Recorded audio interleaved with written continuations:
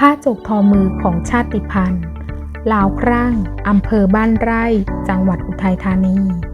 นิยมใช้เส้นฝ้ายมาทอผ้าเพราะเป็นพืชที่สามารถปลูกได้ง่ายในพื้นถิ่นกลุ่มทอผ้าบ้านบึงต้องการสร้างมูลค่าของผ้าจกทอมือซึ่งเป็นที่นิยมในการสวมใส่ให้มีมูลค่าสูงขึ้นโดยการใช้เส้นไหมที่มีคุณภาพมาใช้ผสมและถักทอจึงได้ผ้าจกชนิดเส้นไหมและไหมแกมฝ้ายที่ได้รับการรับรองมาตรฐานผลิตภัณฑ์ชุมชนมผช.จากจังหวัดอุทัยธานีโดยสำนักงานอุตสาหกรรมจังหวัดอุทัยธานีทั้งนี้กลุ่ม